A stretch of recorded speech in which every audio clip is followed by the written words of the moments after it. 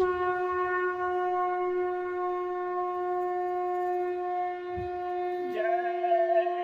गुरुदेव। जय गुरुदेव। जय गुरुदेव। जय गुरुदेव। विनय मेरी सतगुरु ये सुन लीजिएगा। विनय मेरी सतगुरु ये सुन लीजिएगा। अरज पूरी करना या मत कीजिएगा। अरज पूरी करना या मत कीजिएगा। बहुत दिन की भूली समझ तुमसे पाई। बहुत दिन की भूली समझ तुमसे पाई। समझ दे के सन्मुख हमें कीजिएगा। समझ रे के सन्मुख हमें कीजिएगा। विनय मेरी सतगुरु ये सुन लीजिएगा। विनय मेरी सतगुरु ये सुन लीजिएगा। लगाई है जो आग तुमने है मुझ में। लगाई है जो आग तुमने है मुझ में। उसी में जलूं शांत मत कीजिएगा। उसी में जलूं शांत मत कीजिएगा। विनय मेरी सतगुरु ये सुन लीजिएगा। विनय मेरी सतगुरु ये सुन लीजिएगा। ये उलझन हमारी स्वयं की खरीदी। ये उलझन हमारी स्वयं की खरीदी। इसे अपने ऊपर नहीं लीजिएगा। इसे अपने ऊपर नहीं लीजिएगा। विनय मेरी सतगुरु ये सुन लीजिएगा। विनय मेरी सतगुरु ये सुन लीजिएगा। तुम्हारे विरह की घड़ी एक पल की।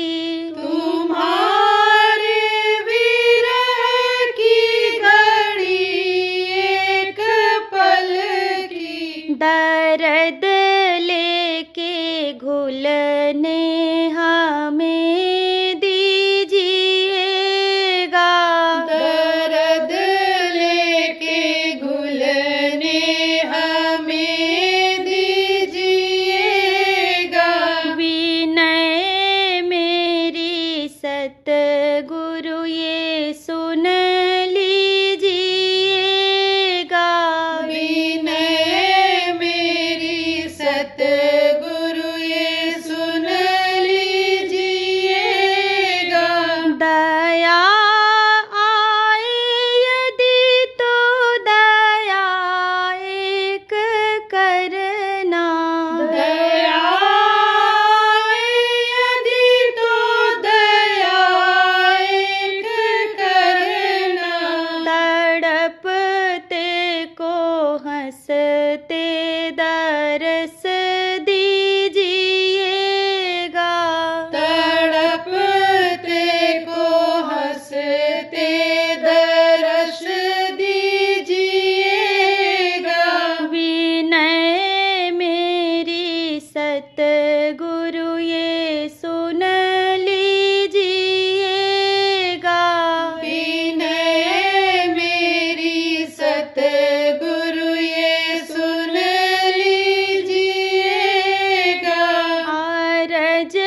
पूरी करना या मत कीजिएगा। अरज पूरी करना या मत कीजिएगा। विनय मेरी सतगुरु ये सुन लीजिएगा। विनय मेरी सतगुरु ये सुन लीजिएगा। जय गुरुदेव। जय गुरुदेव।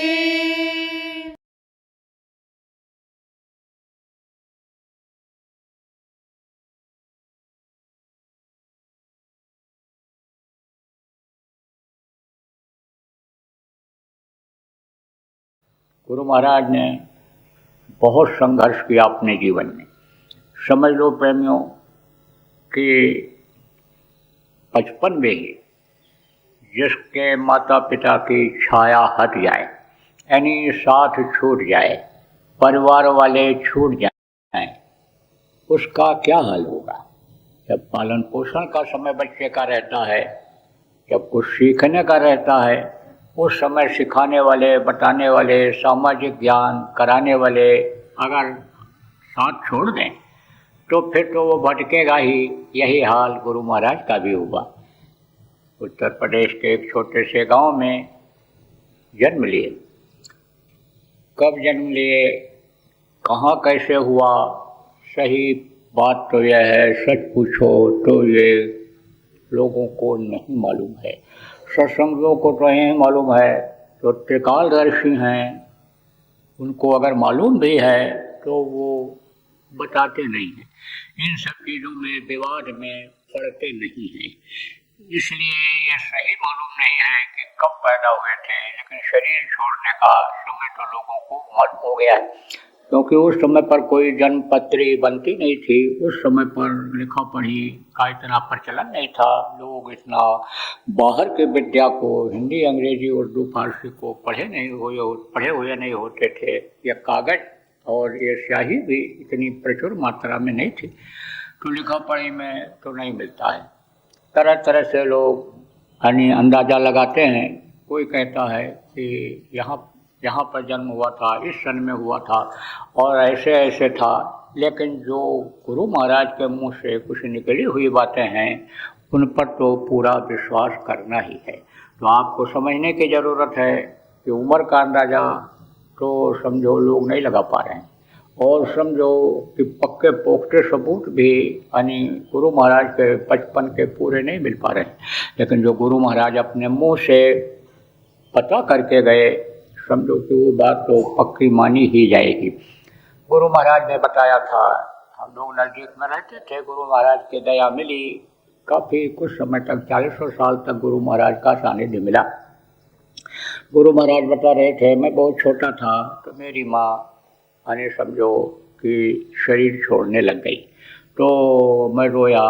तो माँ ने कहा, तुमको देखो भगवान की प्राप्ति करनी है। एक बात उन्होंने इसको याद कर लिया, और वो बात आखिर तक उनके याद रही, जब तक शरीर में वो अपने रहे। ये भी बताया गुरु महाराज ने कि हमारे पिताजी बहुत लंबे टड़ंगे और तंदुरुस्त थे, लेकिन कुछ समय के बाद उनका भी साथ छूट गया। जब उनको लोग ले करके जा रहे थे, यानी समझो अर्थी के ऊपर लटा करके शमशान घाट की तरफ ले जा रहे थे, तो गुरु महाराज ने बताया कि मुझको यह भी नहीं मालूम था कि हमारे पिताजी को क्या हो गया और लोग कहाँ ले जा रहे हैं। जब शमशान घाट पर ले गए, रख दिया, मैं भी वहीं पर ऐसे बैठा रहा और देखता रहा हो क्या रहा है।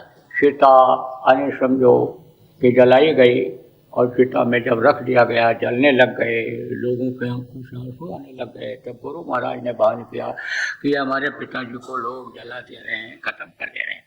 तो इस तरह से समझो आप प्रेमियों कि उनको इतना ज्ञान गुरु महाराज को नहीं था, इतने छोटे थे, भाई थे, भाभी थी, लेकिन कहते हैं कि स्वार्थी दुनिया होती है। ये स्वार्थपरता जो आज आप देख रहे हो ये थोड़ा ज़्यादा बढ़ गई, थोड़ा क्या ये बढ़ गई और बढ़ती ही जा रही है, क्योंकि कलयुग का असर है। लेकिन पहले भी स्वार्थपरता थी, स्वार्थ में यानी समझो दोनों की नीयत खराब हो गई। तो गुरु महाराज ने उनकी बातों को सुन लिया और फिर वहाँ से निकल पड़े। आप समझो कहाँ कहाँ गए, कैसे कैसे भटके, ये तो थोड़ा बहुत जो गुरु महाराज ने अपने मुख से वर्णन किया वही समझो कि अन्य मालूम हो पाया। बाकी तो लोग अमी उस पर अभी रिसर्च ही कर रहे हैं। तो गुरु महाराज ने बताया, कहा कि मैं बहुत भटका, बीमार पड़ा और कोई संभाल करने वाला नहीं, कोई दवा देने वाला नहीं, कैसे कैसे मेरी संभाल हुई आज बताने का इतना समय नहीं है। लेकिन माँ के यानी बातों को बराबर जहन में बिठा लिए थे। देखो प्रेमियों, देखो बच्चे और बच्चियों, माता पिता का जो ज्ञान होता है बच्चे के लिए हमेशा उपकारी होता है, हमेशा फायदेमंद होता है। इसीलिए माता पिता की छाया में जो बच्चे रह करके पलते हैं, बढ़ते हैं, वो हर तरह से परिपक्व हो जाते हैं, हर तरह से पक्के हो जाते हैं, हर तरह की जानकारी उनको हो जाती है। भारत देश आगे क्यों है? इसीलिए है कि माँ का दूध पीता है बच्चा, माँ उसको तेल मालिश करके हड्डियों को मजबूत करती है, मांसपेशियों को मजबूत करती है, शरीर को उनके बनाती है, दिल दिमाग यानी समझो उसी तरह का यानी पैदा करती है जो उसके अंदर होता है। पिता भी यही करते हैं। इसीलिए देखो भारत देश पूरे विश्व में सबसे ज़्यादा बुद्धिमान, सबसे ज़्यादा मेहनती यानी माना जाता है। भारत के लोगों की देखो सब जगह पर कद्र है, जहाँ भी जाते हैं लोग इज्जत करते हैं। दूसरे देशों में तो माता पिता का प्यार मिलता ही नहीं, माता पिता के सानिध्य मिलता नहीं। वहाँ तो जैसे मशीन चलती रहती है, ऑटोमेटिक मशीन जिसको कहते हो, स्वचालित चलती रहती है, ऐसे ही लोग चलते रहते हैं। किसके चक्कर में? कमाने के चक्कर में और खाने के चक्कर में। इसी में उनकी ज़िंदगी ख़त्म हो जाती है। अपनत्व प्रेम उनको मिलता नहीं है, इसलिए अपनत्व प्रेम वो जानते ही नहीं है कि अपनत्व क्या होता है, प्रेम क्या होता है। तो प्रेमियों, आप ये समझो कि गुरु महाराज यानी समझो कि भी बहुत भटके।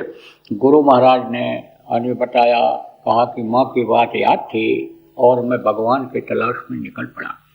मंदिरों में गया, मठों में गया, मस्जिदों में भी गए, गिरजाघरों में भी गए, किसने भी कुछ भगवान की चर्चा कर लिया। आप ये समझो उसी की बातों पर विश्वास करने लग गए। पहले के समय में भगवान की चर्चा होती भी थी। पहले के समय में लोग अपना सुबह और शाम थोड़ी देर भगवान को नियमित रूप से याद करते थे और फिर थोड़े समय के लिए जब भी समय रहता था बैठ करके आपस में लोग प्रभु का गुणानुवाद यानी उनके गुणों का यानी वर्णन करते थे। उनसे दया दुआ कैसे ली जाती है इसको एक दूसरे को बताते थे, जिसको शेयर करना कहते हो आप। तो यह सब हुआ करता था। तो गुरु महाराज को जहाँ भी कहीं कोई भी बात मिल गई, कोई भी लिंक मिला कि यहाँ से भगवान की प्राप्ति हो सकती है, तो वहीं पर चले गए। कौन पूछता इनको? एकदम से समझो कि साधारण रहते थे। आप ये समझो उस समय कपड़े की कमी भी थी, कपड़ा मिले तो कहाँ से मिले, लेकिन लोग कुछ दानी प्रवृत्ति के हुआ करते थे। कुछ न कुछ दान जो व्यापारी होते थे या जिनके खाने से बच जाता था वो लोग कुछ न कुछ करते ही थे, लोग दे दिया करते थे। लेकिन मांगते नहीं थे गुरु महाराज, किसी से नहीं मांगते थे। उस मालिक पर विश्वास शुरू से गुरु महाराज को हो गया कि जो सबको देता है। गुरु महाराज आप ये समझो कि यानी विश्वास करते थे उस मालिक पर, तो गुरु महाराज को कोई दे देता। ऐसा भी यानी समझो कि जीवन में समय आया, गुरु महाराज ने खुद अपने मुखारबिंद से फरमाया कि मेरे यानी मुझको दादा गुरु यानी गुरु महाराज ने एक दिन कहा, उनके आश्रम पर भटक करके, उनके घर पर भटक करके पहुंच गए थे, नाम डाल लिया, वहीं रहने लग गए, साधना करने लग गए, सेवा करने लग गए। गुरु की वो गृहस्थ थे, गुरु माता थी जो उनकी सेवा करने लग गए। जो भी वो काम करते उसमें हाथ बटाते थे। और गुरु महाराज को भी वो बहुत प्रेम करते थे, क्योंकि ये पूरा आदेश का पालन करते थे। गुरु भक्ति गुरु महाराज में कूट कूट करके भरी हुई थी, गुरु भक्ति आ गई थी। इसीलिए देखो मुक्ति दिलाने का काम जीवों का उनके गुरु महाराज ने उनको सौंप दिया था। और जब उनको काम सौंपा और गुरु महाराज ने काम जब शुरू किया, आप ये समझो तब से और अपने अंतिम समय तक बराबर इसी काम में लगे रहे और लगे रहे। रास्ता बताया, कितने लोगों को समझाया, कितने लोगों को बताया। आप ये समझो कि अगर आज गिनती की जाए तो 50 करोड़ लोगों को उन्होंने समझा दिया, संदेश सुना दिया। जय गुरुदेव नाम प्रभु का जो गुरु महाराज ने जगाया था वो जन जन तक पहुंचा दिया था। तो आपको समझने की ज़रूरत है प्रेमियों कि गुरु महाराज जो है वो अपने गुरु महाराज के आश्रम पर रहते थे।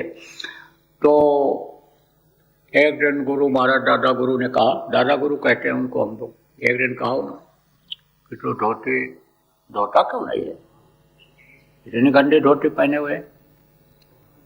गुरु महाराज कुछ नहीं बोले। दूसरे दिन फिर उन्होंने देखा, कहा धोया नहीं धोती, छोरा अपनी भाषा में बोलते थे वो, आब्रज भाषा में, है छोरा तो धोती नहीं धोया। तब हाथ जोड़ करके खड़े हो गए, बोले एक ही है। अब आप सोचो कि एक कपड़े का छोटा सा टुकड़ा भी अगर होता तो वो लपेट लेते, धोती धो लेते, वो भी नहीं था, केवल एक ही धोती थी, एक ही धोती। तो दादा गुरु ने तरीका भी बताया धोती धोने का। कैसे क्या बताया? कहा देख, एक तरफ धोती लपेट ले और दूसरे तरफ के धोती धो करके और सुखवा ले, और फिर उसके बाद उसको लपेट ले और फिर वो गड्ढे वाली धो ले, तेरी धोती साफ हो जाएगी। तरीका भी बताया। कहते हैं ना, अक्ल और बुद्धि जिसको कहते हो ये प्रखर हो जाती है। कब प्रखर हो जाती है? कि जब उस विद्या को सीख लेता है, उस विद्या का ज्ञान हो जाता है जहाँ से ये विद्या उतरी है। लोग कहते हैं लड़के को पढ़ाओ लिखाओगे तो होशियार हो जाएगा, जानकार हो जाएगा, इसकी बुद्धि तेज हो जाएगी। लेकिन ये जो भौतिक विद्या पढ़ते पढ़ाते हैं, इससे बुद्धि जब तेज होती है तो जहाँ से विद्या उतरी है वहाँ से उसकी जानकारी जिसको हो गई उसकी बुद्धि तेज होगी कि नहीं होगी? तो वो तो समझो कि एकदम से बुद्धि के प्रखर थे।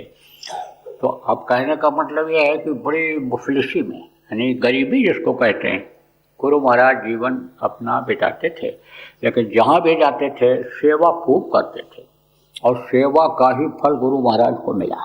देखो प्रेमियों, आदमी जिस चीज़ की आदत डाल लेता है उसकी वो आदत बन जाती है।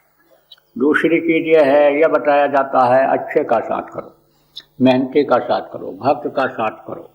क्या होगा? जो सेवा करेगा उसका साथ करोगे तो यह मन आपका धोखा नहीं देगा, फिर ये सेवा कराएगा। और ऐसे आलसी का साथ कर लोगे कि जो ऐश आराम की ज़िंदगी बिताना चाहता है, सुख सुविधा का पूरा लाभ उठाना चाहता है, उसका साथ अगर कर लोगे तो यह मन सेवा नहीं करेगा, सेवा से मुख मोड़ देता है, उधर से मन हट जाता है और मन ये देखा देखी करने लग जाता है, करवाने लग जाता है। तो आजकल अगर किसी को कोई चीज़ मिली सेवा के द्वारा मिली, तो गुरु महाराज के पास तो धन रहता नहीं था, तन उनका था, तन से गुरु महाराज ने खूब सेवा की। यानी जो काम आश्रमों पर, मठों पर जहाँ गुरु महाराज रहे लोग नहीं करते थे, उन सारे कामों को गुरु महाराज किया करते थे। बर्तन धो देना, चौका लगा देना, जो साधु लोग रहते थे उनका कमंडल साफ कर देना, कपड़ा भी धो देना, बराबर देख करके गुरु महाराज खुद बता रहे थे कि देख करके हमको उन्हीं बाबा जी से, दूसरे लोग जो वहाँ बाबा जी से मिलने आते थे साधु लोग, वो मांग बैठते थे कि इनको हमको दे दो, ये हमारी सेवा करेंगे, ये हमारे भगत बनेंगे, ये हम इनको ले जाएंगे। धीरे से कान में गुरु महाराज ने खुद फरमाया, धीरे से कान में गुरु महाराज के कहते थे घी खिलाऊंगा, घी खिलाऊंगा, चल मेरे साथ तू चला चल। आपको समझने की ज़रूरत है, उनको तो घी की चिंता नहीं थी, उनको तो कोई खाने की और आराम की फिक्र नहीं थी, उनको तो फिक्र थी कि कहीं भी हो, कैसे भी हो, और हमको मालिक से मिलने का रास्ता मिल जाए, वो प्रभु हमको मिल जाए। माँ की बातें बराबर अंदर में कसोचती रहती थीं कि भगवान का भजन करना, मनुष्य शरीर इसी काम के लिए मिला है, तो भगवान की प्राप्ति कर लेना। तो जहाँ भी कोई कहे सिद्ध हैं, पूरे हैं, इनके पास चले जाओ, वहाँ भी चले जाते थे। तो चर्चा हो रही थी तो किसी ने कहा, अरे वो तो बहुत पहुँचे हुए महात्मा हैं, वो तो घी का पेशाब करते हैं। गुरु महाराज ने सोचा, भाई घी का पेशाब कैसे होगा? दादा गुरु जी आने समझो वे कहा करते थे, उनसे भी जो महात्मा आए, जो संत आए, वो भी कहा करके गए, सब लोगों ने यही कहा कि एक ये सिस्टम है। और सही बात यही है कि सिस्टम इस शरीर का बना हुआ है। तो पेशाब निकलने वाली जगह से आप समझो घी और दूध नहीं निकल सकता है, वो तो शरीर के अंदर जो गंदगी होगी, पानी होगा जो, वही निकलेगा, गंदा पानी ही निकलेगा। मल की जगह पर यानी जो शरीर के अंदर में जो गंदगी बनी अन्न से या कोई भी चीज़ खाने पीने से, वही निकलेगा, वो ऐसा हो नहीं सकता है। तो गुरु महाराज ने सोचा कि भाई ये कैसे होगा? तो बोले चलो देखा जाए। तो गए वहाँ, सेवा खूब करते रहे। जब सेवा करते रहे, सेवा को देख करके बाबा जी ने अपने नज़दीक में गुरु महाराज को बुला लिया, कहा तो मेरा सेवा किया कर। जब सेवा करने के लिए नज़दीक पहुँचे तो दरवाज़ा तो वो बंद कर लिया करते थे, लेकिन गुरु महाराज के अंदर ये बराबर बात रही कि भाई घी का पेशाब करते कैसे हैं, घी यानी पेशाब से घी निकलता कैसे है? तो आप समझो कि एक दिन क्या हुआ कि एक दिन झरोखे से गुरु महाराज ने देखा। ऐसे भी गुरु महाराज निगरानी रखते थे, क्या करते हैं, कैसे करते हैं। तो वो साधना तो करते थे। कौन सी साधना करते थे? प्राणायाम करते थे, योग जिसको कहते हैं, योग विद्या करते थे, यानी प्राणों को खींचते थे। ये शक्ति उनके अंदर में थी कि कोई चीज़ को वो खींच लेते, यानी समझो कि इंद्रियों से खींच करके ऊपर ले आते थे, ये क्रिया उनके अंदर थी। तो एक दिन क्या था, झरोखे से गुरु महाराज ने देखा कि बाबा जी उठे, जब शाम को वो लोगों से मिलते थे, एक बार 24 घंटे शाम को जब मिलने का समय होता बाहर निकलते और वहीं पर पेशाब करते तो उसमें घी निकलता था। तो उसी से उनका नाम बहुत पड़ गया था कि भाई ऐसे महात्मा हैं जो घी का पेशाब करते हैं, पहुँचे हुए हैं। तो देखा गुरु महाराज ने खुद बताया, देखा झरोखे से, तो देखा कि बाबा जी ने, तो महात्मा जी थे, वो खोले, क्या खोले? अलमारी, और उसमें से घी का डिब्बा निकाला और घी के यानी डिब्बे में से कटोरी में थोड़ा सा घी निकाला और अपने लिंग इंद्रिय से उसका शोषण कर लिया। शोषण का मतलब उसको खींच लिया उसी योग विद्या के द्वारा जो उनको जानकारी थी।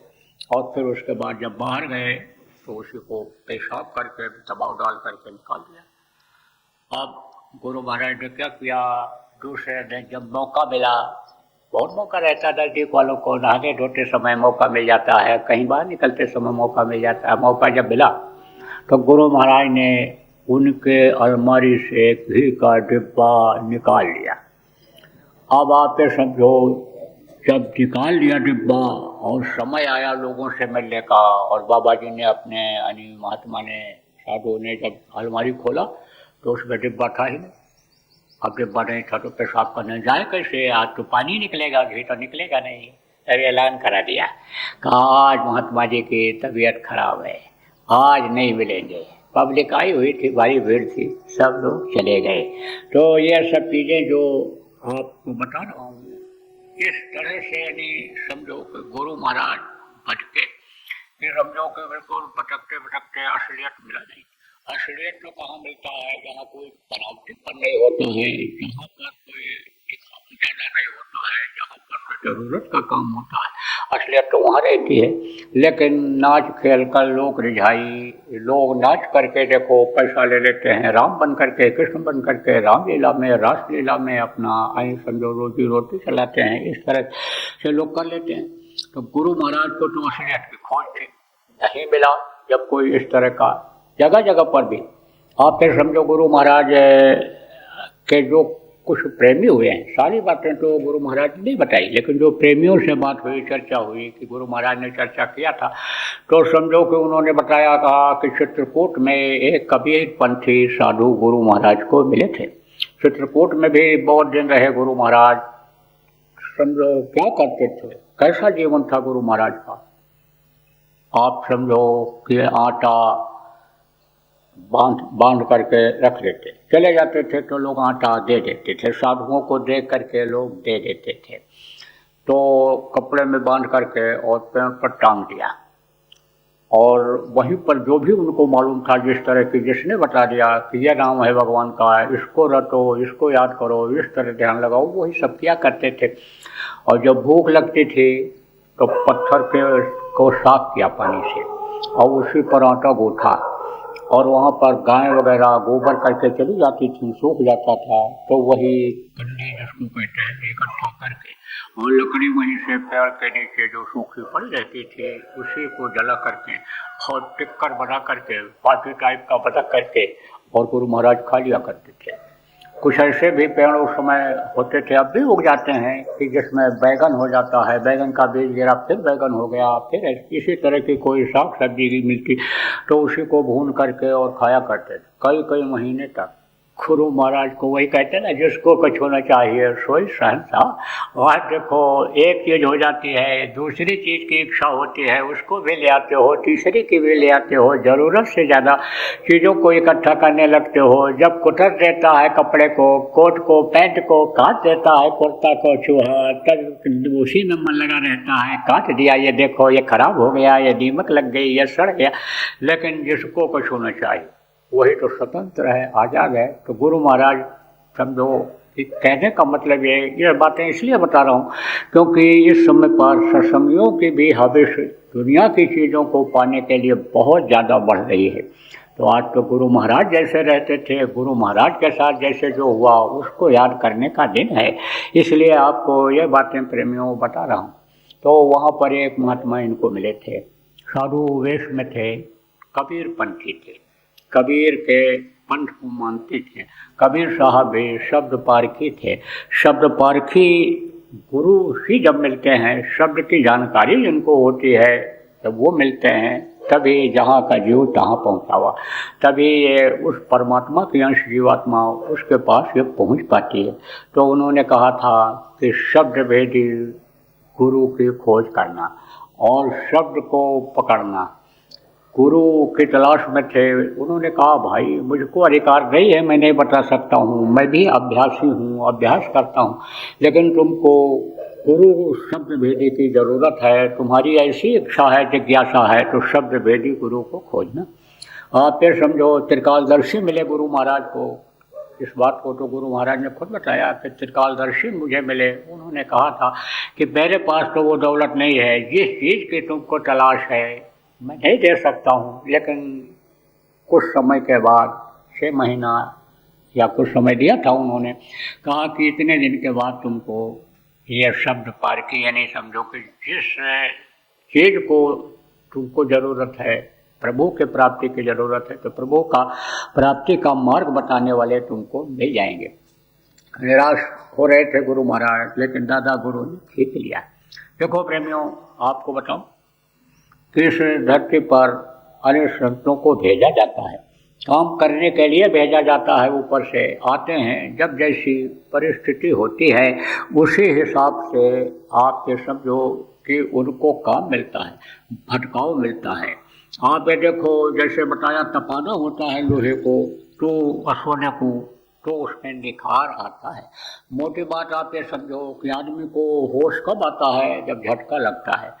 जैसे कोई जा रहा हो रोड पर तो वहाँ ब्रेकर बने रहते हैं, ठोकर जिसको कहते हैं, ऊंचे ऊंचे, और कहीं कहीं लिखा भी रहता है। इधर आपके हरियाणा में ज़्यादा जगह लिखा मिलेगा कि आगे ठोकर है, स्पीड ब्रेकर है। जब उस पर ध्यान नहीं जाता है और ठोकर लगती है, गाड़ी उछलती है, तब उसको होश आता है। ऐसे ही 2-4 जगह जब ठोकर लगा तो याद हो जाता है, बोर्ड पर देखते चलो कहाँ टर्न है, कहाँ पर कर है, कहाँ क्या लिखा है, उसको ये चीज़ याद आ जाती है। अब आप ये सोचो कि माता पिता के चले जाने के बाद और भाभी भाई के अंदर लालच जो पैदा हो गई गुरु महाराज के लिए कि इनके तो कोई है नहीं और इनका हिस्सा हम ही को मिल जाएगा, इसलिए इनको क्यों न रास्ते से हटा दिया जाए। इस बात को जब उन्होंने अपने कानों से सुन लिया तो समझो कि त्याग आ गया, नहीं तो क्या मालूम जमीन जायदाद जो थी, धन जो था पिता छोड़ करके गए थे, उस तरफ मन चला जाता। तो एक तरह से ठोकर लगा गुरु महाराज को। आप देखो समझो कि राजा भर्तृहरि थे, भर्तृहरि को पत्नी से ठोकर ही मिला था। पत्नी जिस पर बहुत बड़ा विश्वास करती थी, उसी से जब उनको विश्वासघात मिला, विश्वासघात उसी ने किया, तब उन्होंने राजपाट को छोड़ दिया था। लोभ लालच मोह माया से वो परे हो गए थे।